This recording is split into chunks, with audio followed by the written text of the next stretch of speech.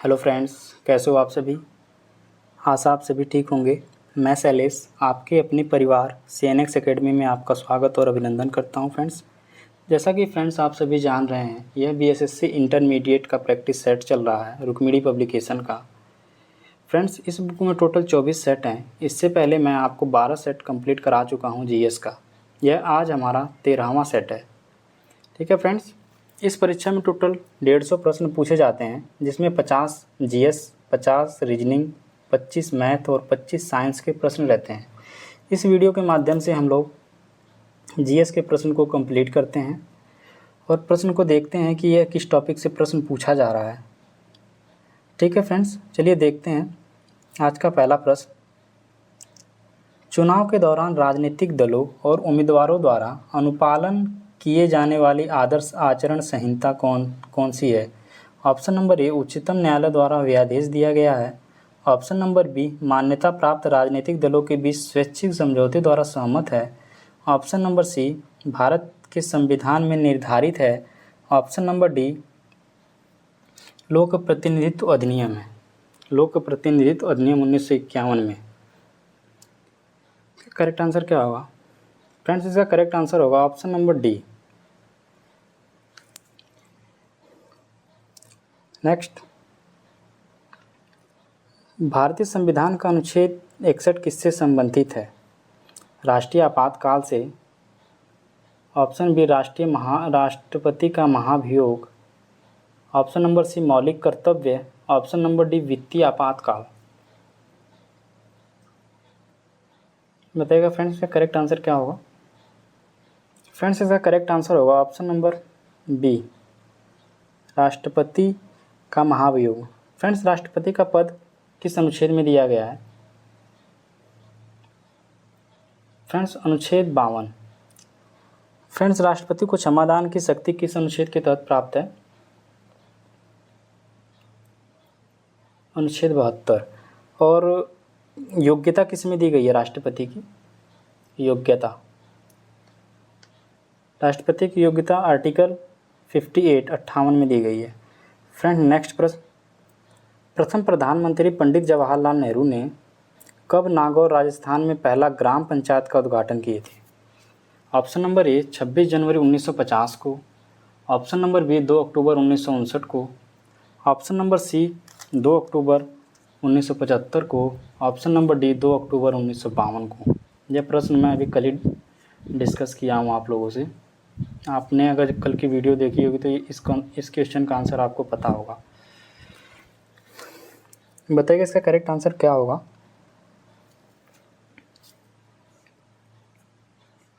Friends, इसका correct answer होगा option number B. ठीक है फ्रेंड्स, प्रधानमंत्री पंडित जवाहरलाल नेहरू ने 2 अक्टूबर 1959 को नागौर राजस्थान में पहला ग्राम पंचायत का उद्घाटन किया। ग्राम पंचायत संस्था महात्मा गांधी के सपनों को जमीन पर उतारने का महत्वपूर्ण आधार था। फ्रेंड्स, पंचायत के गठन के बारे में किस अनुच्छेद में कहा गया है? पंचायत का गठन अनुच्छेद 40 में कहा गया है। पंचायती राज व्यवस्था नागालैंड, मेघालय, मिजोरम में नहीं है। नागालैंड, मेघालय, मिजोरम में पंचायती राज व्यवस्था नहीं है और केंद्र शासित प्रदेश दिल्ली में भी नहीं है। नेक्स्ट प्रश्न को देखते हैं। प्रश्न संख्या 4। गांधी जी ने किस एक्ट या अधिनियम के खिलाफ लड़ने और सत्याग्रह शुरू करने का फैसला किया था? Option number A, Rowlatt Act 1919। Option number B, देसी भाषा प्रेस अधिनियम 1878। ऑप्शन नंबर सी, भारत सरकार अधिनियम 1858।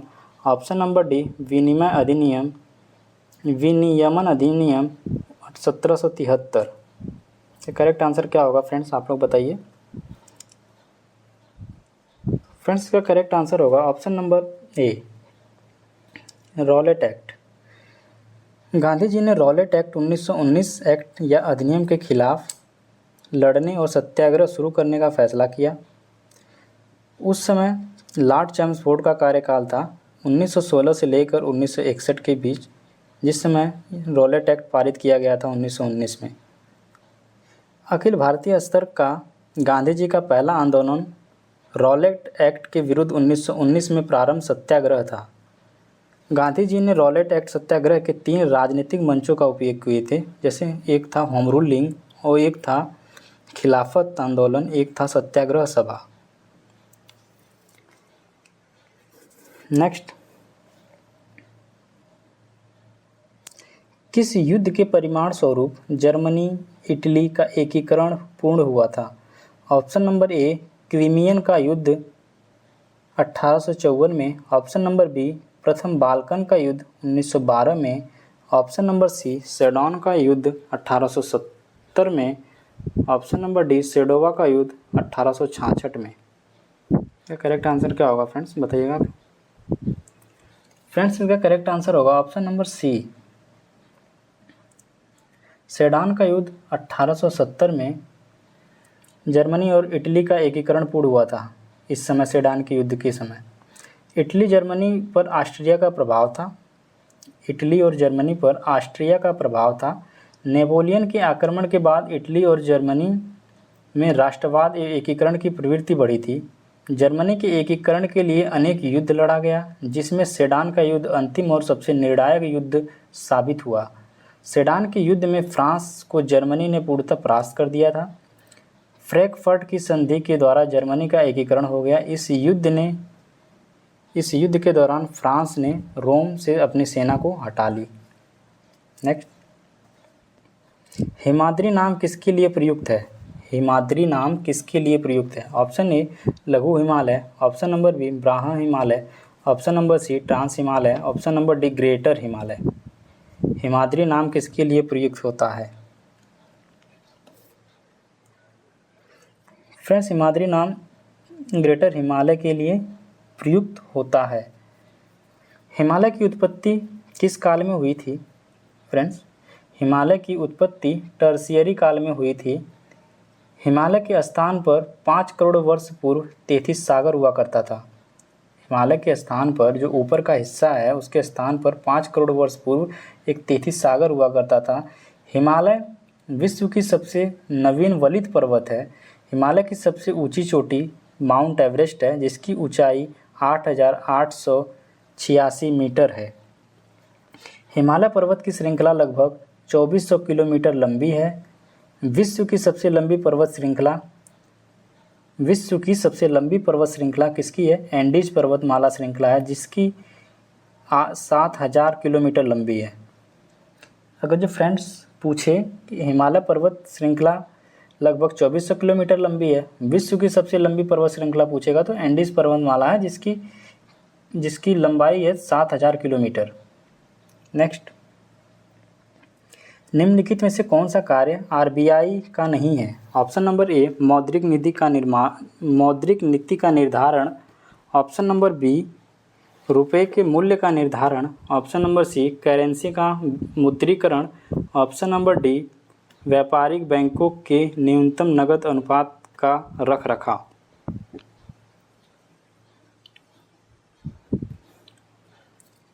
फ्रेंड्स, इसका करेक्ट आंसर होगा ऑप्शन नंबर बी रुपए के मूल्य का निर्धारण। यह इसका नहीं है, बाकी सभी हैं। देखिए फ्रेंड्स, सामान्यतः केंद्रीय बैंक कार्य के अधीन भारतीय रिजर्व बैंक के द्वारा निम्नलिखित कार्य किए जाते हैं। करेंसी नोटों का निर्गमन किया जाता है, सरकारी बैंकर का काम किया जाता है, बैंकों के बैंक का काम किया जाता है, विदेशी विनिमय को नियंत्रित करना, साख नियंत्रण, आंकड़ों को संग्रहण और प्रकाशन करना, ये सभी कार्य किए जाते हैं भारतीय रिजर्व बैंक के द्वारा। निम्नलिखित में से कौन सा भारत में लोकतंत्र के लिए चुनौती है? ऑप्शन नंबर ए राजनीतिक दल, ऑप्शन नंबर बी मजबूत नौकरशाही, ऑप्शन नंबर सी राजनीतिक में धन का प्रयोग, ऑप्शन नंबर डी देश का विशाल आकार। 8 का इसका करेक्ट आंसर क्या होगा? फ्रेंड्स, इसका करेक्ट आंसर होगा ऑप्शन नंबर सी। भारत में लोकतंत्र के लिए बड़ी चुनौती है राजनीतिक में धन का प्रयोग। भारत विश्व का सबसे बड़ा लोकतंत्र देश है। भारत में 17वीं लोकसभा का गठन कब हुआ था? 17वीं लोकसभा का गठन 2019 में हुआ था। दोहरा समिति राजनीतिक आपराधिक पर गठित किया गया था। एक दोहरा समिति बनाई गई थी, वह राजनीतिक में आपराधिकरण पर गठित किया गया था। नेक्स्ट है,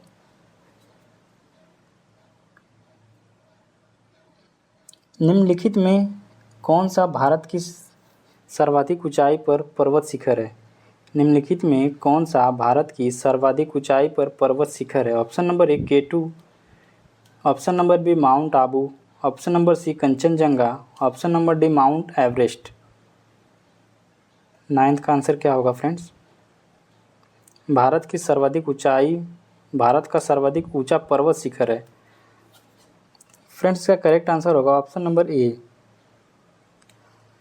K2 गाडविन आस्टीन जो है भारत का सर्वाधिक ऊंचा पर्वत शिखर है। K2 गाडविन आस्टीन यह पीओके के क्षेत्र में स्थित है। गाडविन आस्टीन की ऊंचाई 8,611 मीटर है। फ्रेंड्स, एक है कंचनजंगा।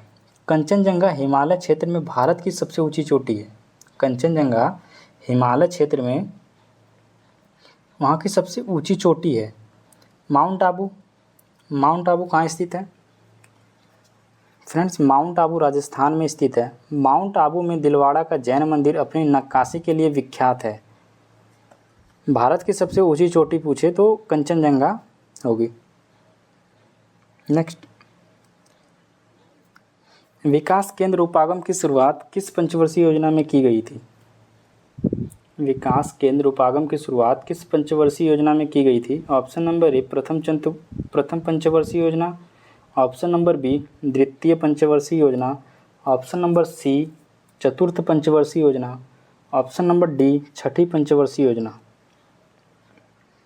फ्रेंड्स, 10वीं का करेक्ट आंसर क्या होगा? फ्रेंड्स, का करेक्ट आंसर होगा ऑप्शन नंबर सी। विकास केंद्र उपागम की शुरुआत चतुर्थ पंचवर्षीय योजना में शुरू की गई। चौथी पंचवर्षीय योजना का जो कार्यकाल था वह 1969 से लेकर 1974 का लक्ष्य विकास की गति को तेजी करना और कृषि उत्पादन में उतार चढ़ाव को नियंत्रित करना था। चतुर्थ पंचवर्षीय योजना का विकास लक्ष्य 5.7 था, जबकि चतुर्थ पंचवर्षीय योजना का वास्तविक लक्ष्य 3.3% ही था। निम्नलिखित में से किसने कहा था महात्मा गांधी क्षणिक भूत की भांति धूल उठाते हैं लेकिन अस्तर नहीं उठाते?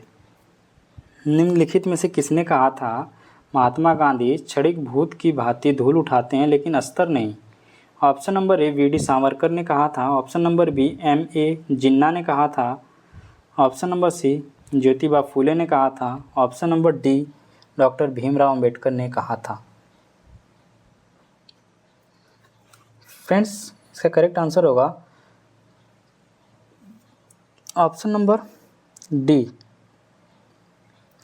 14 अप्रैल 1931 को बम्बई में महात्मा गांधी से वार्ता के दौरान डॉक्टर भीमराव अंबेडकर ने कहा था, इतिहास बताता है कि महात्मा गांधी क्षणिक भूत की भांति धूल उठाते हैं लेकिन अस्तर नहीं उठाते। 1931 में कांग्रेस अधिवेशन की अध्यक्षता किसने की थी? सरदार वल्लभ भाई पटेल ने की थी, कराची में। इसमें इनका लक्ष्य था मूल अधिकारों और आर्थिक कार्यक्रम को लागू करना। मूल अधिकारों और आर्थिक कार्यक्रम को लागू करना। 1931 के कांग्रेस अधिवेशन की अध्यक्षता किसने की थी? सरदार वल्लभ भाई पटेल ने कराची में की थी। इसी अधिवेशन में गांधी इरविन पैक्ट को स्वीकार किया गया एवं गांधी जी को द्वितीय गोलमेज सम्मेलन में भाग लेने की अनुमति दी गई थी। इसी समय गांधी जी ने कहा था कि गांधी मर सकते हैं परंतु गांधीवाद नहीं। नेक्स्ट, 1977 के चुनाव में जनता पार्टी का नारा था, ऑप्शन ए खाद्यान्न उत्पादन में वृद्धि, ऑप्शन नंबर बी हरित क्रांति, ऑप्शन नंबर सी लोकतंत्र बचाओ, ऑप्शन नंबर डी गरीबी हटाओ। 1977 के चुनाव में जनता पार्टी का नारा क्या था?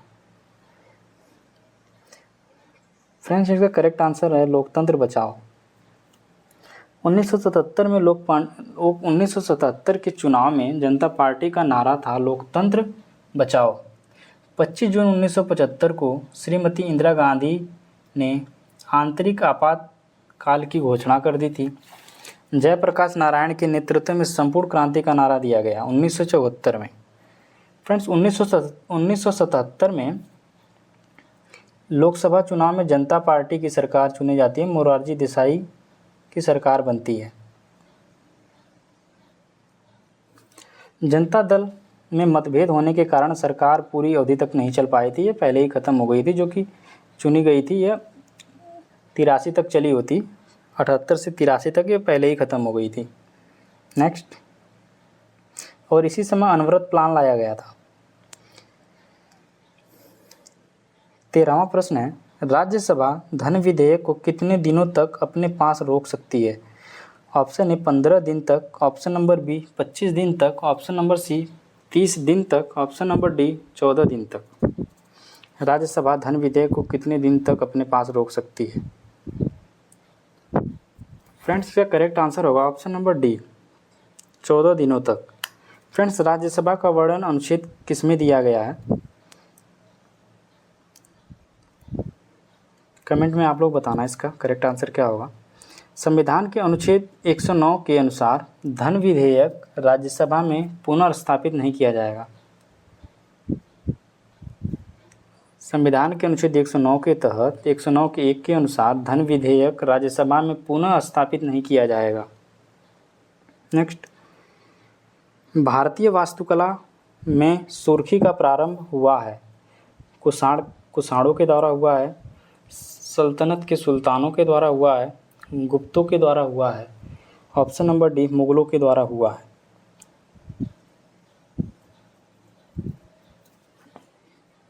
फ्रेंड्स, इसका करेक्ट आंसर होगा ऑप्शन नंबर ए कुषाणों के द्वारा। कुषाण काल के दौरान ही विभिन्न स्थापत्यों में सुर्खी के प्रयोगों का साक्ष्य मिलता है।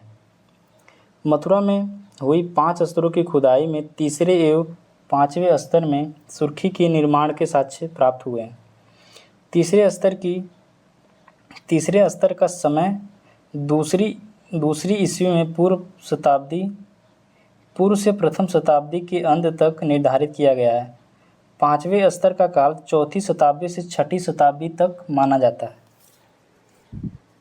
नेक्स्ट, निम्नलिखित में से कौन सा एक स्वरोजगार कार्यक्रम है? ऑप्शन ए जवाहर ग्राम समृद्धि योजना, ऑप्शन नंबर बी प्रधानमंत्री रोजगार योजना, ऑप्शन नंबर सी स्वर्ण जयंती ग्राम स्वरोजगार योजना, ऑप्शन नंबर डी उपयुक्त सभी। फ्रेंड्स, 15वां क्वेश्चन है, निम्नलिखित में से कौन सा एक स्वरोजगार कार्यक्रम है? ऑप्शन नंबर ए जवाहर ग्राम समृद्धि योजना, ऑप्शन नंबर बी प्रधानमंत्री रोजगार योजना, ऑप्शन नंबर सी स्वर्ण जयंती ग्राम स्वरोजगार योजना, ऑप्शन नंबर डी उपयुक्त सभी। फ्रेंड्स, इसका करेक्ट आंसर होगा ऑप्शन नंबर सी स्वर्ण जयंती ग्राम स्वरोजगार योजना। फ्रेंड्स, प्रधानमंत्री रोजगार योजना की शुरुआत कब की गई थी? प्रधानमंत्री रोजगार योजना की शुरुआत कब की गई थी? फ्रेंड्स, 1993 में शुरुआत की गई थी। सामुदायिक विकास कार्यक्रम का प्रारंभ 2 अक्टूबर 1952 ईस्वी को हुआ था। सामुदायिक विकास कार्यक्रम का प्रारंभ 2 अक्टूबर 1952 को हुआ था। नेक्स्ट प्रश्न, अनुसूचित जाति के लिए लोकसभा की कितनी सीटें आरक्षित हैं? 131 सीटें हैं, 78 सीटें हैं, 84 सीटें हैं, 47 सीटें हैं। बताइए इसका करेक्ट आंसर क्या होगा। फ्रेंड्स, अनुसूचित जाति के लिए लोकसभा में 84 सीटें आरक्षित हैं, जबकि अनुसूचित जनजाति के लिए लोकसभा में 47 सीटें आरक्षित हैं। फ्रेंड्स, लोकसभा का वर्णन किस अनुच्छेद में दिया गया है? लोकसभा का वर्णन अनुच्छेद 81 में दिया गया है। फ्रेंड, लोकसभा की अधिकतम सदस्य संख्या कितनी होती है? लोकसभा की अधिकतम सदस्य संख्या कितनी होती है फ्रेंड्स? 552 होती है। नेक्स्ट, इसका करेक्ट आंसर होगा option number C 84। Next, Bharat में कृषि जन्य पदार्थों हेतु दिया जाने वाला श्रेणी मापदंड क्या है? Option A Agmark, option number B ISI mark, option number C hallmark, option number D ये सभी। 16 का करेक्ट आंसर क्या होगा? 17 का।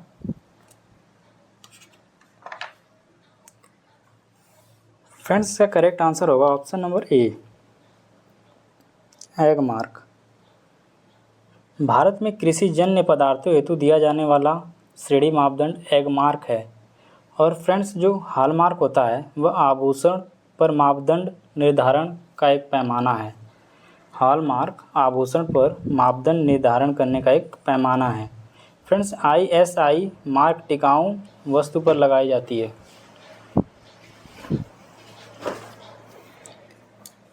नेक्स्ट, भारतीय संविधान में मूल रूप से कितने मौलिक अधिकार प्रदान किए गए हैं? Option number A 7, option number B 9, option number C 5, option number D 6। भारतीय संविधान में मूल रूप से कितने मौलिक अधिकार प्रदान किए गए हैं? फ्रेंड्स, इसका करेक्ट आंसर होगा ऑप्शन नंबर ए।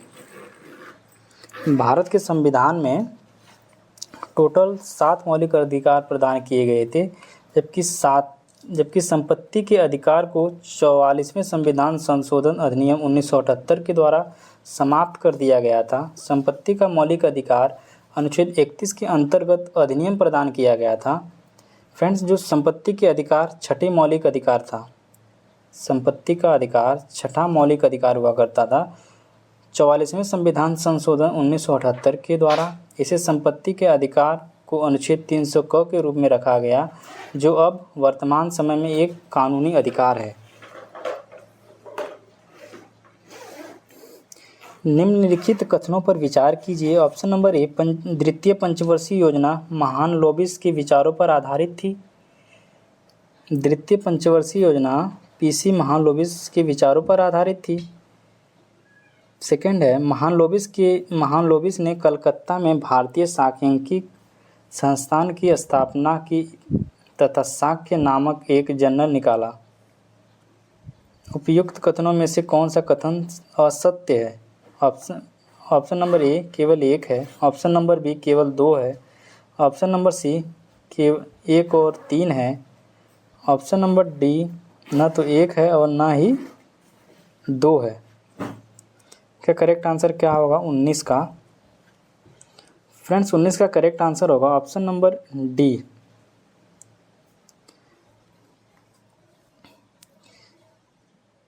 ठीक है फ्रेंड्स।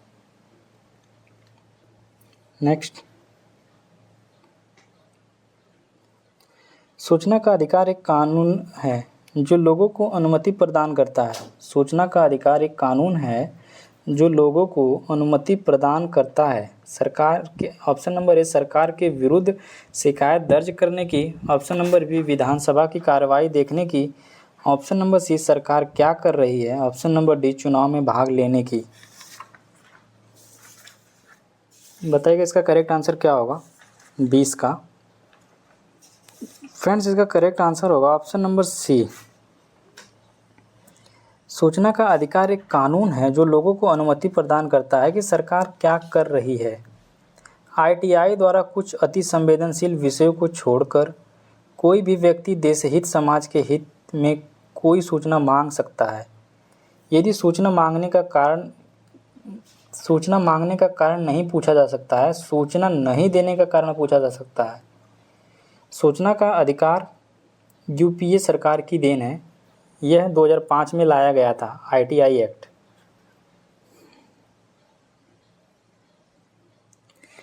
बिहार के इतिहास का प्रथम ग्रंथ के रचनाकार थे। बिहार के इतिहासकार के प्रथम ग्रंथ के रचनाकार थे कौन थे? अब्बू शमसद, option number B Sant Imamuddin Kalandar, option number C Mohammad Ghaus, option number D Ali Mohammad Shah Azimabadi.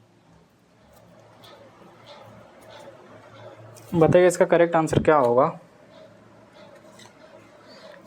21 का। फ्रेंड्स इसका करेक्ट आंसर होगा ऑप्शन नंबर डी। बिहार के इतिहास का प्रथम ग्रंथ के रचनाकार अली मोहम्मद शाह अजीमाबादी थे। 2 गज जमीन अब्बू ससमत द्वारा उर्दू भाषा में रचित प्रमुख कृति है। 2 गज जमीन अब्दू ससमत द्वारा उर्दू भाषा में रचित प्रमुख कृति है। प्रसिद्ध गजल सरफरोशी की तमन्ना अब हमारे दिल में है के रचयिताकार कौन है। फ्रेंड्स बिस्मिल अजीमाबादी थे। बिस्मिल अजीमाबादी थे। नेक्स्ट,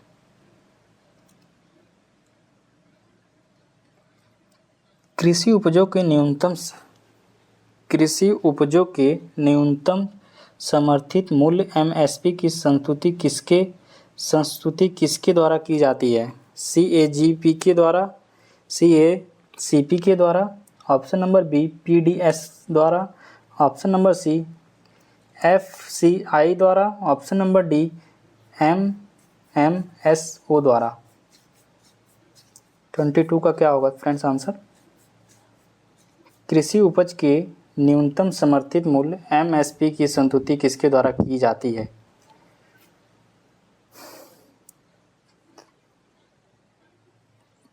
कृषि उपज के न्यूनतम समर्थित मूल्य एमएसपी की संस्तुति सीएससी द्वारा की जाती है।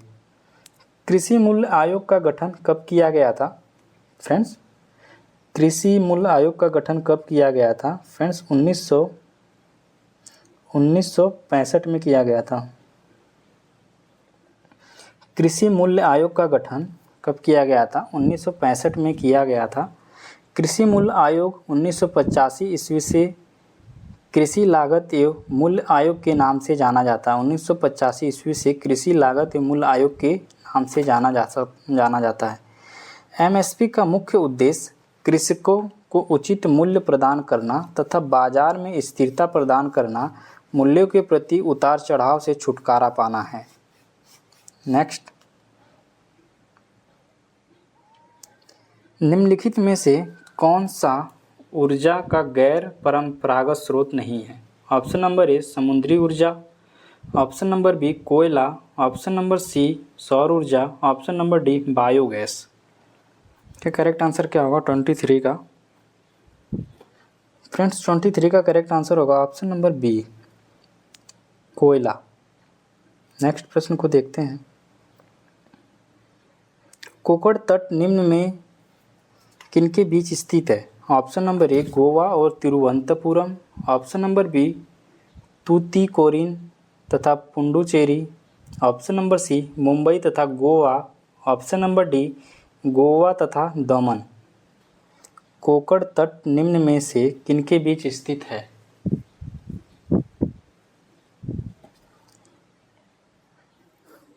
फ्रेंड्स जो कोकण तट है यह गोवा एवं दमन के बीच स्थित है। कोकण तट पश्चिम घाट में अवस्थित है। मालाबार तट केरल में अवस्थित है। मालाबार तट केरल में अवस्थित है। कोकण तट पश्चिमी घाट में अवस्थित है। फ्रेंड्स पूर्वी घाट पर कोरोमंडल तट अवस्थित है। कहाँ पर स्थित है। पूर्वी घाट पर कोरोमंडल तट अवस्थित है। कोरोमंडल तट और कोकण तट जो है वो पश्चिमी घाट पर अवस्थित है। नेक्स्ट, संस्कृति और शिक्षा का अधिकार वर्णित है। ऑप्शन नंबर ए अनुच्छेद 28 और 29 में, ऑप्शन नंबर बी अनुच्छेद 29 और 30 में, ऑप्शन नंबर सी अनुच्छेद 30 और 31 में, ऑप्शन नंबर डी अनुच्छेद 28, 29, 30 में। क्या करेक्ट आंसर क्या होगा फ्रेंड्स बताइएगा। फ्रेंड्स इसका करेक्ट आंसर होगा ऑप्शन नंबर बी। संस्कृति और शिक्षा का अधिकार अनुच्छेद 29 और 30 में वर्णित है। भारतीय संविधान के भाग 3 में अनुच्छेद 12 से लेकर 35 में मौलिक अधिकार का प्रावधान किया गया है। फ्रेंड्स, मौलिक अधिकार अमेरिका के संविधान से लिया गया है। अनुच्छेद 29 में इसके तहत अल्पसंख्यक समुदाय के लोगों को अपनी बोली, भाषा, लिपि और संस्कृति को सुनिश्चित रखने का अधिकार है। अनुच्छेद 29 में कहा गया है अल्पसंख्यक समुदाय के लोगों अपनी बोली, भाषा, लिपि, संस्कृति को सुरक्षित रखने का अधिकार है। और अनुच्छेद 30 में कहा गया है सभी अल्पसंख्यक वर्गों को अपनी रुचि के शिक्षण संस्थानों की स्थापना करने और उसके प्रशासन के संचालन का अधिकार है। और अनुच्छेद 28 में क्या कहा गया है? अनुच्छेद 28 में कहा गया है कि राज्य द्वारा वित्त पोषित शिक्षण संस्थानों में धर्म विशेष की शिक्षा पर रोक लगाने का प्रावधान है। नेक्स्ट, चेन्नई स्थित राष्ट्रीय महासागर प्रौद्योगिकी संस्थान द्वारा कहाँ एक हरित स्व संचालित अलवणीकरण संयंत्र पर कार्य कर रहा है? Option A Andaman Nicobar, option number B Lakshadweep, option number C Maldives, option number D Dadra Nagar Haveli एवं दमन एवं दीव। इसका करेक्ट आंसर क्या होगा फ्रेंड्स? 26 का। फ्रेंड्स 26 का करेक्ट आंसर होगा option number B Lakshadweep. Next प्रश्न को देखते हैं। लोकतांत्रिक समुदाय का संबंध होना चाहिए। ऑप्शन नंबर ए सुशासन, ऑप्शन नंबर बी अधिक कर एकत्रित करना, ऑप्शन नंबर सी राजनीतिक दलों को धन न देना, ऑप्शन नंबर डी सरकार को और अधिक शक्तियां प्रदान करना। लोकतांत्रिक सुधार का संबंध होना चाहिए। क्या होना चाहिए? सुशासन। फ्रेंड्स, लोकतांत्रिक सुधारों का संबंध सुशासन से होना चाहिए।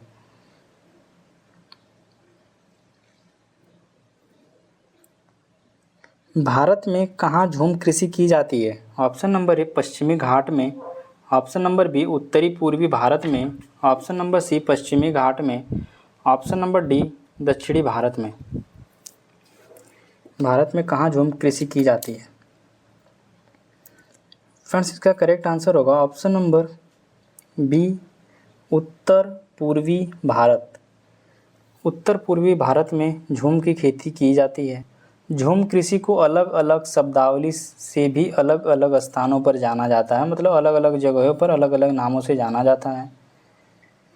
फ्रेंड्स, यह खेती जो है पर्यावरण की दृष्टि से अत्यंत हानिकारक खेती होती है। इसमें आदिवासी वन को काटकर उसे जलाकर उस राख पर 2 से 3 वर्षों तक खेती करते हैं, फिर उस भूमि को छोड़कर अन्य स्थानों पर इसी प्रकार की प्रक्रिया को अपनाते हैं। झूम खेती मुख्यतः पहाड़ी क्षेत्रों के आदिवासी के द्वारा की जाती है। निम्नलिखित में से कौन सा हिंदुस्तान फर्टिलाइजर्स कॉरपोरेशन लिमिटेड के अधीन नहीं है? Option number A Nangal, option number B Durgapur, option number C Kamrup, option number D Barauni. निम्नलिखित में से कौन सा हिंदुस्तान फर्टिलाइजर्स कॉरपोरेशन लिमिटेड के अधीन नहीं है?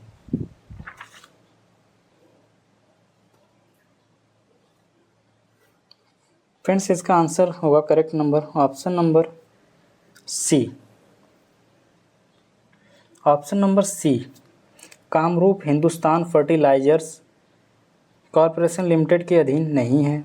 कामरूप असम का एक प्राचीन नाम है। कामरूप असम का एक प्राचीन नाम है जो भारत पोटास उर्वरक के लिए मुख्यतः आयात पर निर्भर है। भारत में सबसे अधिक यूरिया उर्वरक का प्रयोग होता है। भारत में सबसे अधिक यूरिया उर्वरक का प्रयोग होता है, जिसमें यूरिया में नाइट्रोजन की मात्रा 46%